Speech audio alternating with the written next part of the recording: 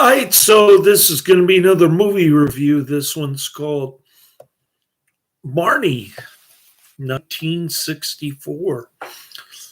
Giving it 2 out of 5 stars. Just like this one.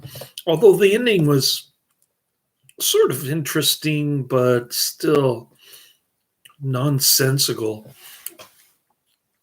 Alfred Hitchcock's suspenseful sex mystery, Marnie. Tippi Hedren, Tippi Hedren from The Birds, and Sean Connery from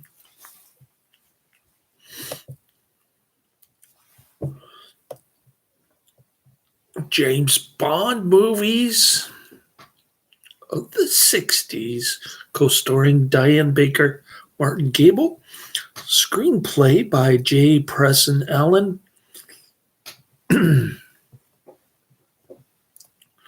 And I can't read the bottom part because it's too blurry. The movie poster is very unimpressive. I like Tippi Hedren. She's the reason to watch, but during the honeymoon scene between her and Sean Connery, he just rips off her nightie and she's completely naked, but the camera is pointing to her head. Come on now. Don't do that to me. Marnie is a 1964 U.S. psychological thriller film directed by Alfred Hitchcock from a screenplay by J. Preston Allen, based on the 1961 novel of the same name by Winston Graham. The film stars Tippi Hedren and Sean Connery. Marnie became a milestone for several reasons. It was the last time a Hitchcock blonde would have a central role in one of his films. It also marked the end of Hitchcock's collaborations with cinematographer Robert Burks, who died in 1968, editor George Tomasini, who died soon after Marnie's release, and composer Bernard Herrmann, who was fired during Hitchcock's next film, Torn Curtain, 1966, when Hitchcock and Universal Studio executives wanted a pop jazz influenced score for the film. Marnie Edgar, posing under the identity Marion Holland, flees with nearly 10 grand that she stole from the company safe of her employer, Sidney Struett. 10 grand is a lot of money back in 1964. You could probably buy a house for 10 grand in 1964. So this one's production company, Jeffrey Stanley Productions, distributed by Universal Pictures. Release date July 22nd, 1964 in New York City. Running time 130 minutes. Not too. Wait, 130 minutes? How come the version I watched was 2 hours, 10 minutes? The free version on YouTube. Country, United States, language, English, budget of $3 million, and a box office of $7 million.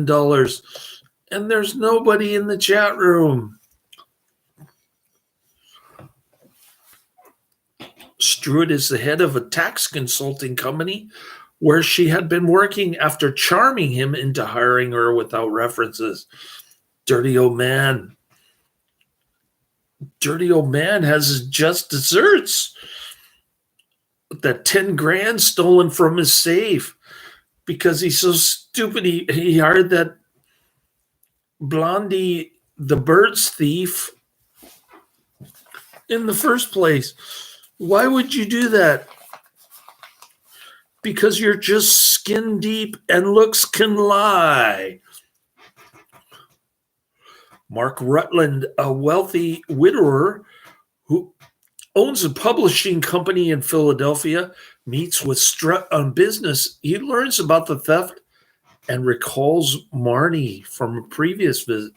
This is Mr. Sean Connery, or is it Sir Sean Connery? Marnie travels to Virginia, where she stables a horse named Forio. She then visits her invalid mother, Bernice, whom she supports financially with her 5 employment scam things. What I couldn't figure it out is, okay, so she changed her name and she got married to Sean Connery. I don't know how, but Sean Connery said it was perfectly normal. And then when she changed her name, how does she even care that the paychecks are payable to the wrong name? Because eventually she's going to steal a loot anyway. I didn't get that part either. Marnie suffers from recurring nightmares, and she has an intense aversion to the color red, which triggers her hysteria.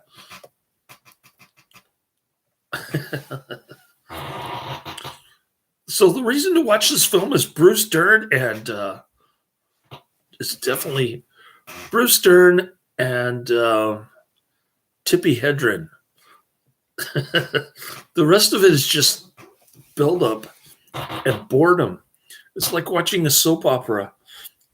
So it's so boring, and you're wondering, okay, when is something exciting going to happen besides Marnie on a typewriter? Some months later, Marnie, posing as Mary Taylor, applies for a job at Mark's company. Oh, what a coincidence.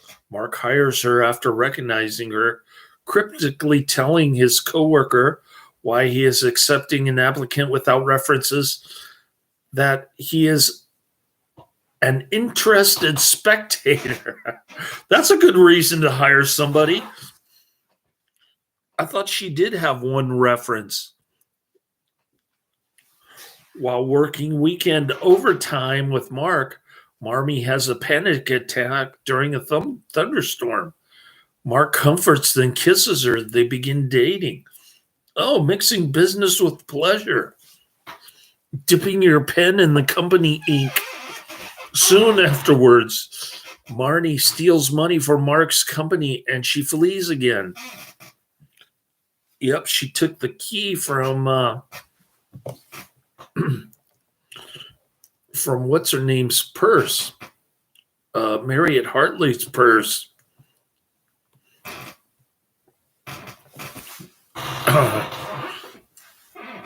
And then she took all the money out.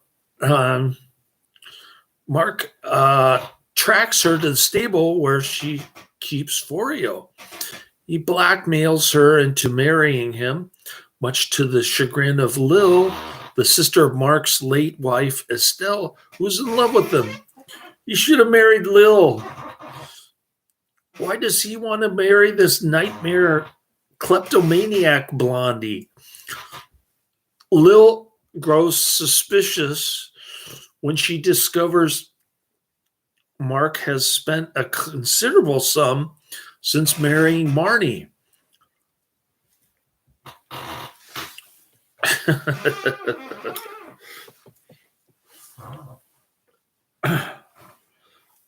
Is that all these people care about is money in this movie? You got Sean Connery blowing like $45,000 on a 6.5 carat ring.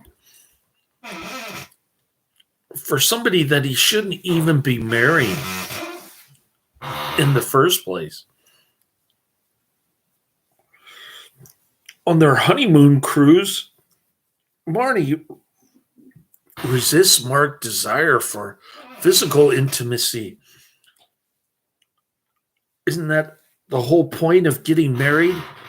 Procreating children and raising them according to Catholic standards, revealing that she finds sex repellent. Oh, so she's a feminazi. And how did she become a feminazi? It was from childhood psychological trauma, which is the cool part of this movie. Mark initially respects her wishes, and Mark tries to woo her, but after a few nights, they quarrel over Marnie's aloofness, and it is implied that he rapes her off screen when he persists, and she freezes without consent. How can you rape your wife without consent? That's an oxymoron. The next morning, that's like saying, how can Mike Tyson receive a blowjob without consent? Did he put a gun to her head? The next morning, she attempts to drown herself in the ship's swimming pool, but Mark saves her. After overhearing Marnie on a phone call, Lil tips off Mark that Marnie's mother is not dead, as Marnie claimed. Mark hires a private detective to investigate. Meanwhile, Lil overhears Mark telling Marnie he has paid off Strut on her behalf. Lil mischievously invites Strut and his wife to a party at the Rutland mansion. Strut recognizes Marty, but Mark pressures him into doing nothing. When Marnie later admits to additional robberies, Mark works to reimburse her victims to drop charges. Good luck with that. Mark brings Forio to their estate, pleasing Marnie. During a fox hunt, the red riding coat worn by one of the hunters triggers another of Marnie's fits, and Forio bolts, misses a jump, injures his legs, and is left lying on the ground screaming in pain. Poor animal. Shoot him in the head. Marnie frenetically runs to a nearby house, obtains a gun, and shoots her horse in an act of animal euthanasia.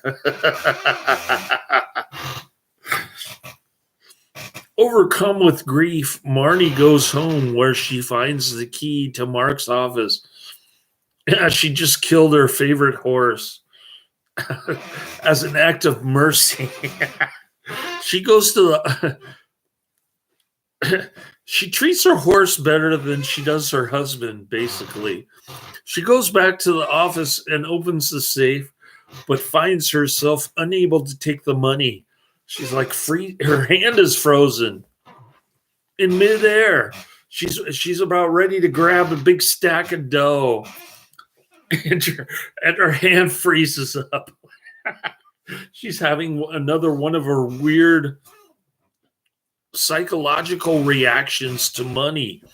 Even after Mark arrives and urges her to take it to test her new reluctance to theft. So Sean Connery tells her, "Hey, we're married, remember? That money is yours too. Go ahead and take it." Mark takes Marnie to Baltimore to confront her mother and to uncover the truth about Marnie's past. They arrive in a thunderstorm, as it is revealed that Bernice was a prostitute. Marnie's long suppressed memories resurface. When she was a small child, one of Bernice's clients, Bruce Dern, tried to calm a frightened Marnie during a thunderstorm. Seeing him touch Marnie and believing he was trying to molest her, Bernice attacked him. As the man fended her off, she fell and injured her leg, leaving her disabled. Marnie, frightened and attempting to protect her mother, fatally struck the man in the head with a fireplace poker. This is the scene to watch right here. The little girl, Marnie, attacking Bruce Dern with a fireplace poker. Blood all over the place. The sight of his blood caused her aversion to the color red.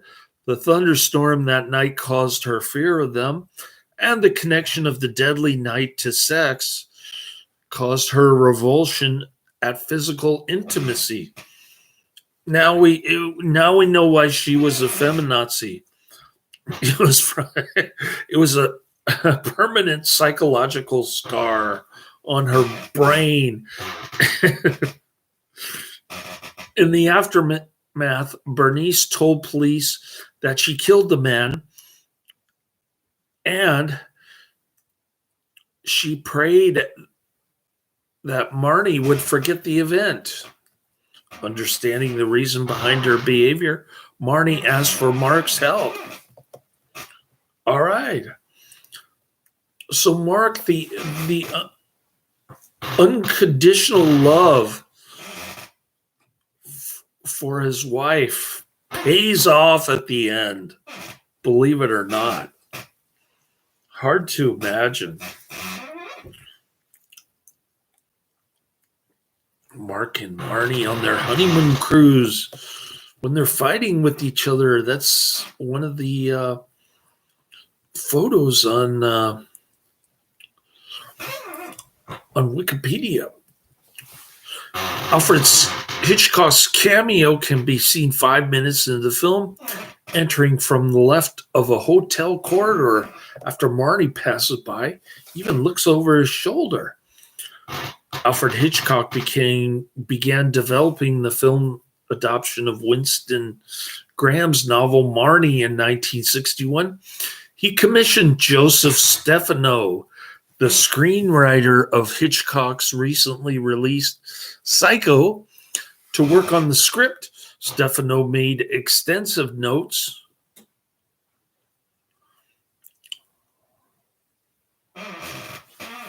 and he wrote a 161-page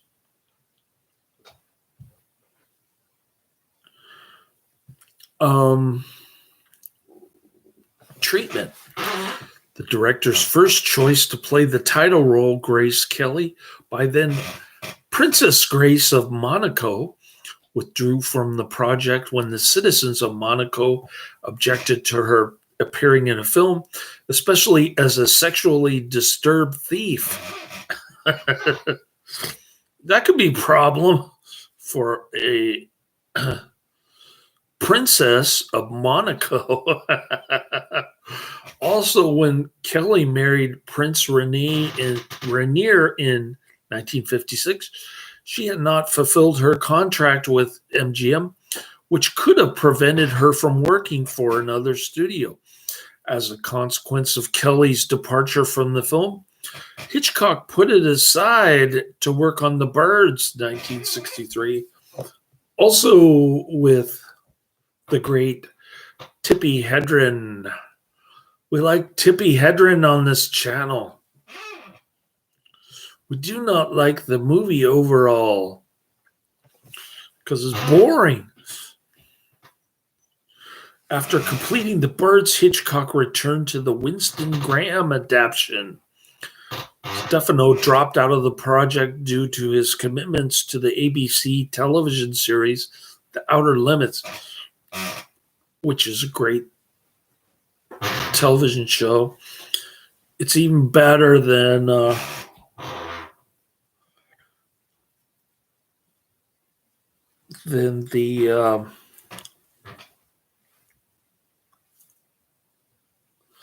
it's even better than the Twilight Zone. Evan Hunter, who had written the screenplay for The Birds, developed Marnie with Hitchcock, and he wrote several drafts. Hunter was unhappy with the rape scene in the original novel, as he felt the audience would lose sympathy for the male lead. The director, however, was enthusiastic about the scene, describing to Hunter how he intended to film it. Hitch held up his hands the way directors do when they're framing a shot, palms out, fingers together, thumbs extended and touching to form a perfect square. Moving his hands towards my face like a camera coming in for a close shot, he said, "Evan, when he sticks it to her, I want the camera right on her face." Bad decision. Bad camera work. Hunter wrote a draft containing the rape scene, but also wrote an additional subsequent sequence, which he pleaded with Hitchcock to use instead. Hunter was dismissed from the project on May 1st, 1963. His replacement, J. Preston Allen, later told him, "You just got bothered by the scene that was his reason for making the movie. You just wrote your ticket back to New York." Just as Hunter had been unaware of Stefano's earlier work on Marnie, Preston Allen was not informed that she was the third writer to work on the adaptation.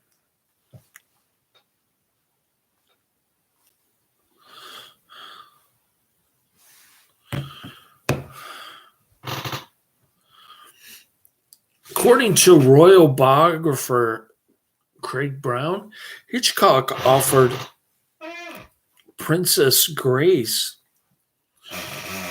the title role in March 1962, and she accepted, but in Monaco, the reaction to the announcement was categorically negative. As he wrote, "Monis Gasquets did not like the idea of their princess being filmed kissing another man. Little did they know that Hitchcock also had plans for him to rape her."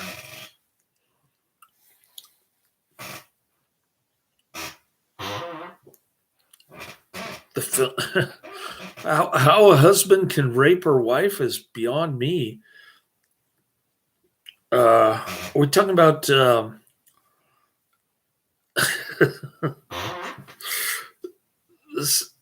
this sounds really scandalous to me.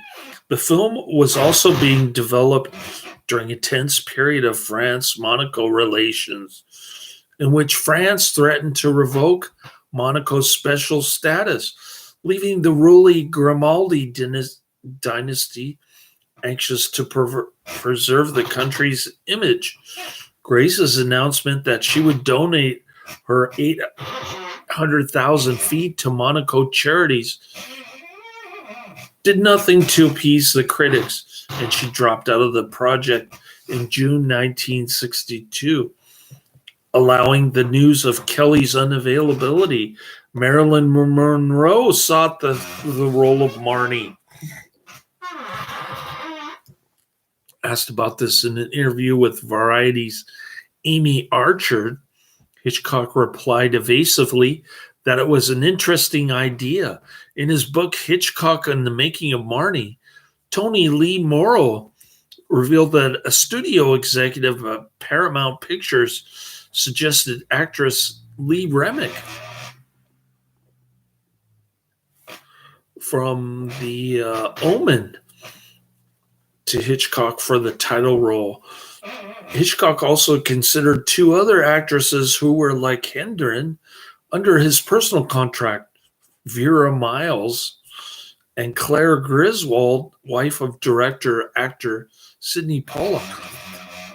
That would have been interesting to see Marilyn Monroe or Vera Miles in this,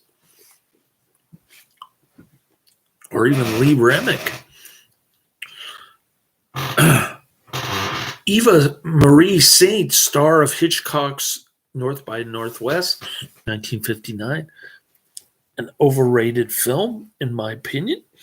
And Susan Hampshire unsuccessfully pursued the role as well. In the end, Hitchcock opted to use Tippi Hedren, a one-time model he had seen in a commercial for a diet drink in 1961, then cast successfully in The Birds. According to Hedren, he offered her the role of Marnie during filming of The Birds. Hedren told writer Morrill that she was amazed that Hitchcock would offer this incredible role, calling it a once-in-a-lifetime opportunity. In 2005, more than 40 years after the film's release, Hedren declared in an interview that Marnie was her favorite of the two films that she made with Hitchcock because of the intriguing, complex, challenging character that she played. Male lead Sean Connery had been worried that being under contract to Eon Productions for both James Bond and non-Bond films would limit his career, and he turned down every non-Bond film that Eon offered him. When asked what he wanted to do, Connery replied that he wanted to work with Alfred Hitchcock, which Eon arranged through their contracts.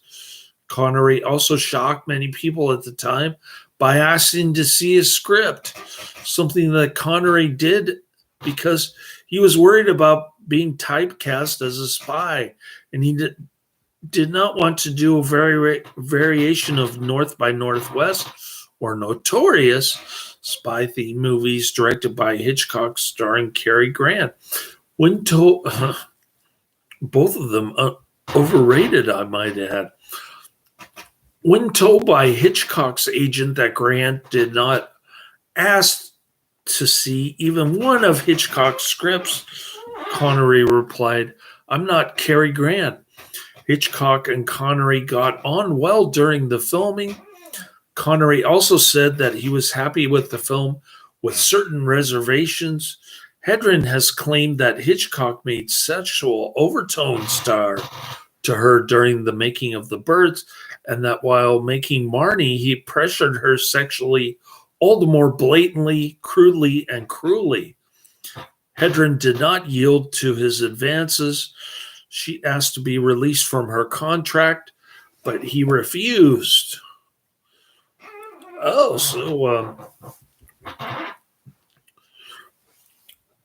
so we've got Tippi Hedren, Alfred Hitchcock's sex slave.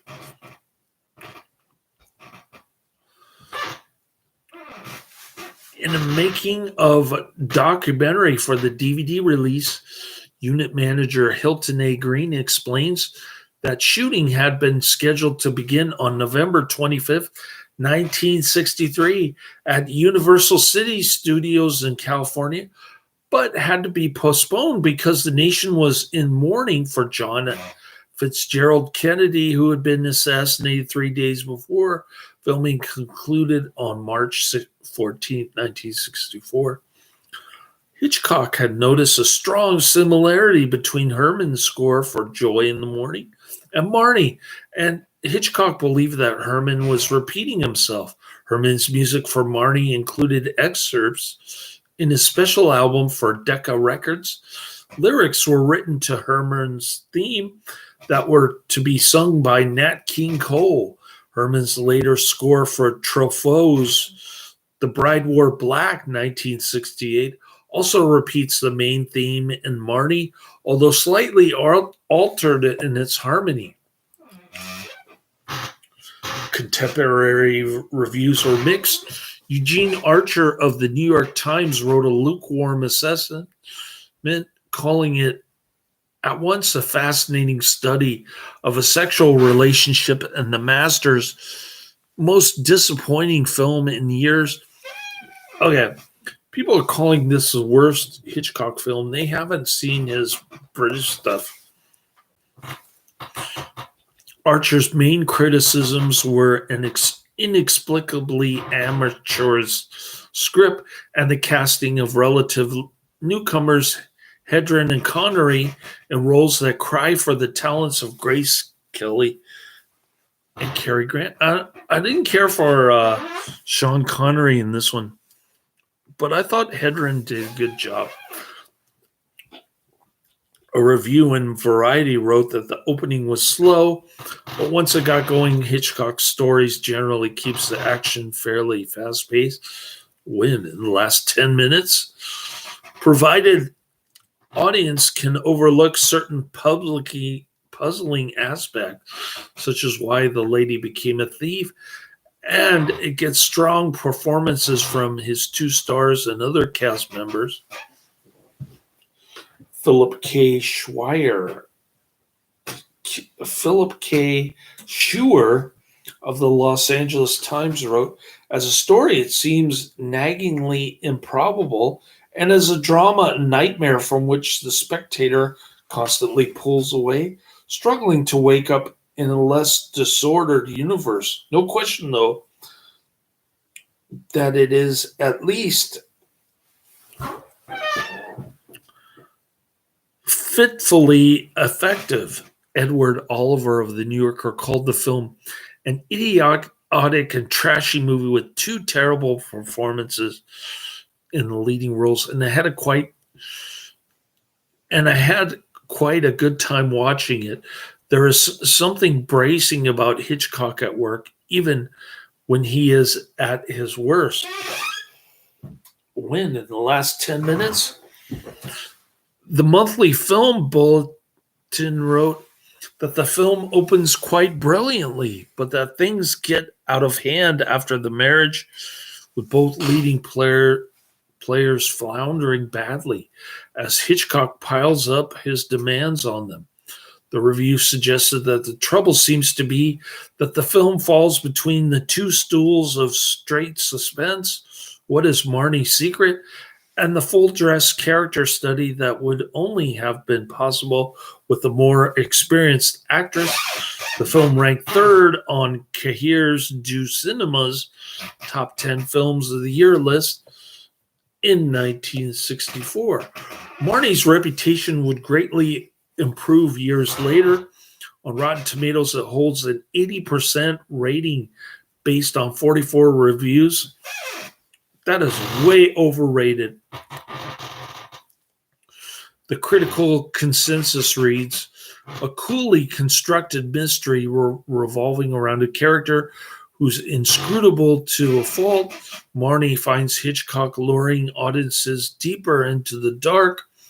On Metacritic, the film has a weighted average score of 73 out of 100 based on 15 critics, indicating generally favorable reviews.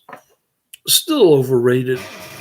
Dave Kell wrote in the Chicago Reader that while the film was universally despised on its first release, Marnie remains one of Alfred Hitchcock's greatest and darkest achievements, as themes and technique meet on the highest level of film art. Now, that is an exaggeration.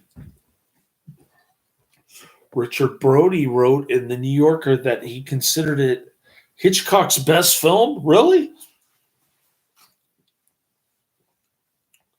In her 2012 review of the film, Emily Cleaver of The Guardian wrote, the opening shots of Marnie are Hitchcock's ideal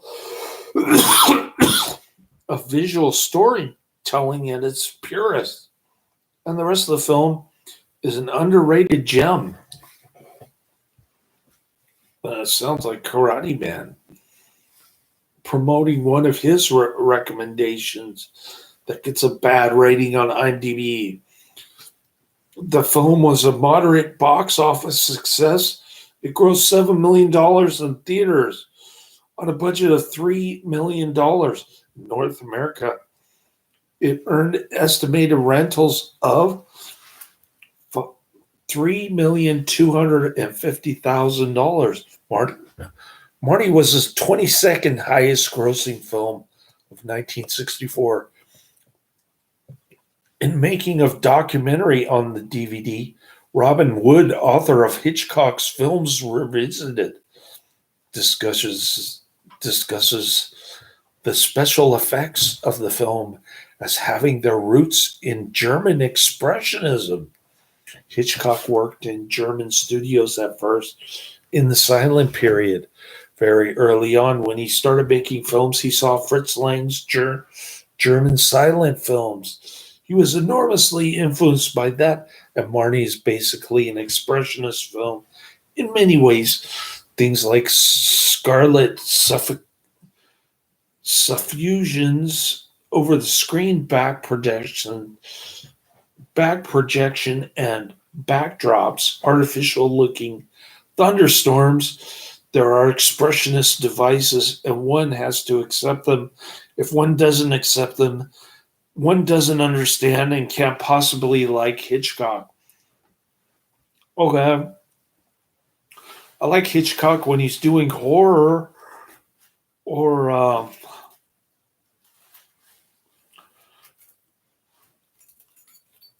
psychological terror. This isn't psychological terror. In the 2012 Sight and Sound poll of the greatest films ever made, Marnie received 9 total votes, 6 out of 846 from critics and 3 out of 358 from directors. Marnie was ranked 47th in BBC's 2015 list of the 100 greatest U.S. films. Marnie continues to have its admirers. Actress Catherine Deneuve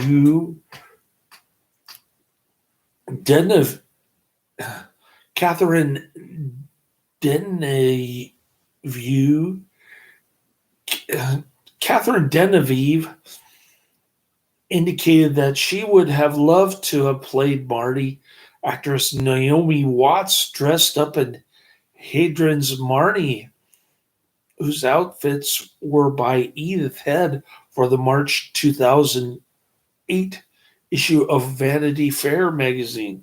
Marnie has been described as a neo-noir film by some authors. The background to Hedren's casting in the title role and some of the production challenges were explored in the 2012 made-for-television movie The Girl, starring Sienna Miller as Hedren and Toby Jones as Hitchcock.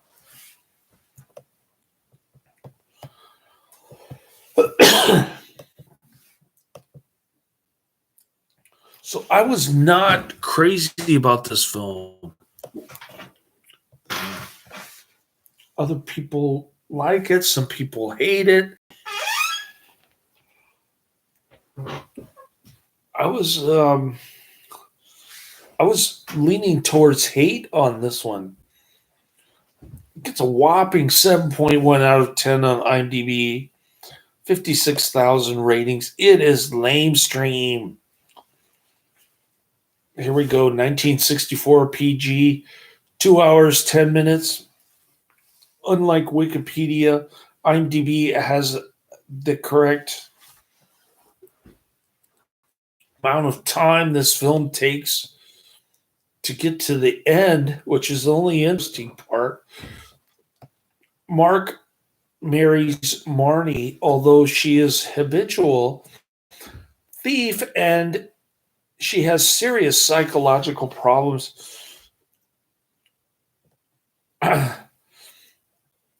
Mark tries to help her confront and resolve them. Okay. So the first 2 hours is like a big long soap opera, very boring and tedious. Not much going on, a lot of different interesting actors. You've got Alan Napier as Mr. Rutland. Is that that is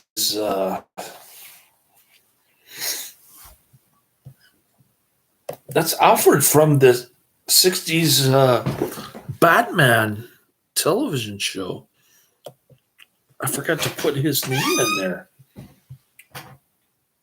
Anyways, lots of actors like that. More like this: Torn Curtain Frenzy, The Birds, and Family Plot. Some of Hitchcock's older movies. This is not one of the better ones, obviously, but I haven't seen Frenzy, Torn Curtain, The Birds Are Family Plot. I've probably seen bits and pieces of The Birds on television when I was little. I don't remember. Sir Alfred Hitchcock, following his usual practice, bid for the movie rights to Winston Graham's novel anonymously so as to keep the price down. However, in this instance, the scheme backfired. The anonymity of the purchaser made Graham suspicious, although he regarded the amount of money on the offer as extremely generous. He instructed his agent to ask for twice as much. Hitchcock agreed on condition that the deal be closed immediately. When Graham discovered who it was who had bought the rights, he said he should have given them away free for the honor of having one of his stories filmed by Hitchcock. Through the porthole on the ship, the water is moving in one direction, but the next shot is moving in the opposite direction.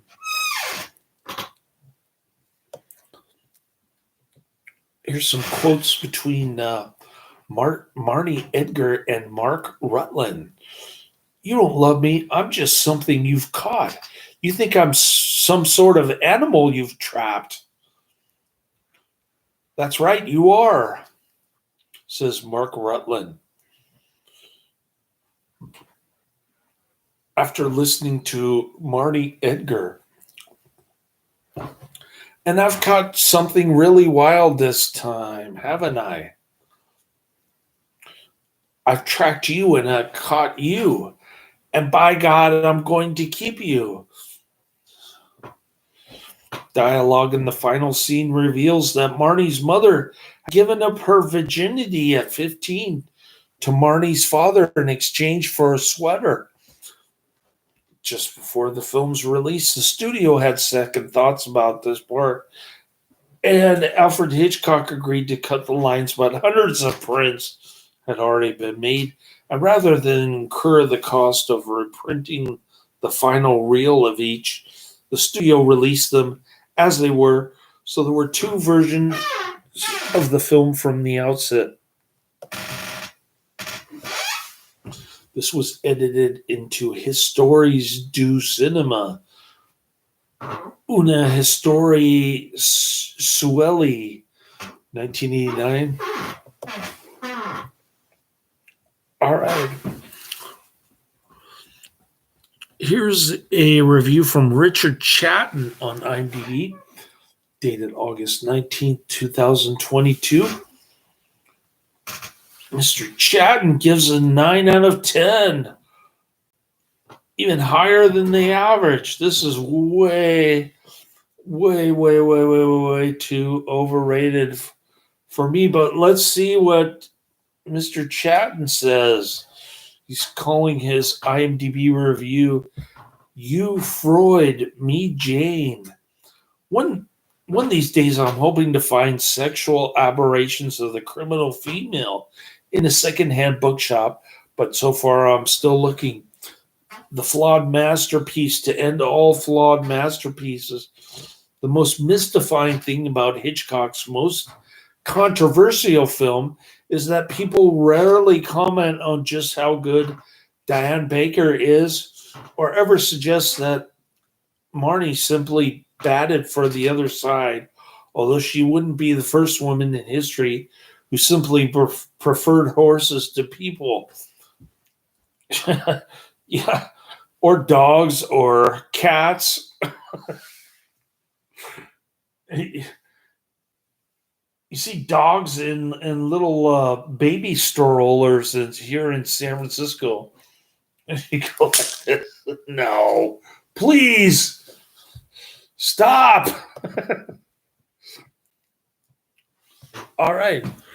So we got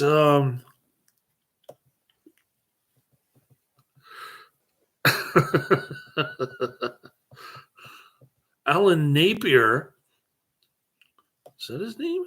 Yeah, Alan Napier Forgot to put him. We'll put him after Diane Baker. Alan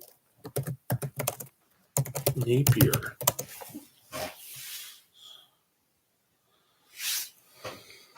Okay. So nobody's in the chat room. Nobody cares. I'm posting reviews.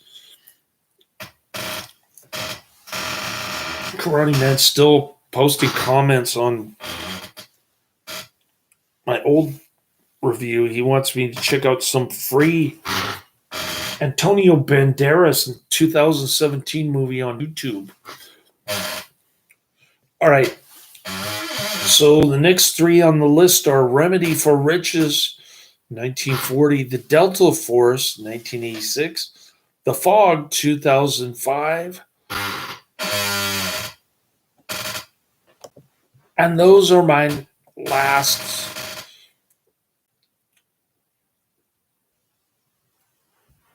Those are my top three. Excuse me. Why did I say last? All right. So it's 1 in the morning. I was in the emergency room all night at UCSF. And they told me I have Baker's cyst on my leg, which is causing discomfort when I walk. So I have to keep my leg up for 2 days. I'm actually not picking up my son tomorrow. I'll try to make it up somehow. And I'm taking a day off work Monday. So look for more movie reviews on this channel. We're going to crank them out this weekend laters.